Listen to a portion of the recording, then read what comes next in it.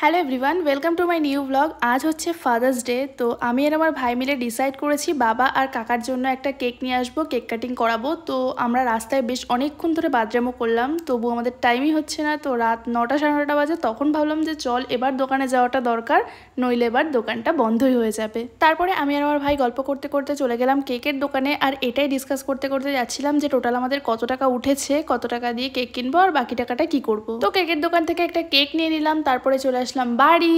তো দেখো আমরা একটা ছোট্ট পুচকে পাড়া কেক এনেছি, বাজেট কম ভাই, কিচ্ছু করার নেই। তো তারপরে কেক ঠেক রেডি করে নিয়ে আমরা বসে আছি, তো বসেই আছি, বাবা কাকার আসার পাত্তা নেই। তো মাঝখানে আমি আর আমার ভাই ঠিক করে নিলাম যে চল কেকটা এবার আমরাই কেটে খেয়ে নিই, বাবা কাকা বোধহয় আজকে আর আসবে না। তো তারপরে দেখি ফাইনালি ওরা এলো, এসেই যে দুজনে এত লজ্জা পাচ্ছে যে বলার মতো না, মনে হচ্ছে মেয়ের বাড়ি থেকে দেখতে এসেছে। তারপরে ফাইনালি কেকটা কেটে নিল, তাও অনেক লজ্জা পেয়ে পেয়ে। কিন্তু লজ্জা পাক আর যাই পাক, এই মুহূর্তটা দ্য মোস্ট বিউটিফুল।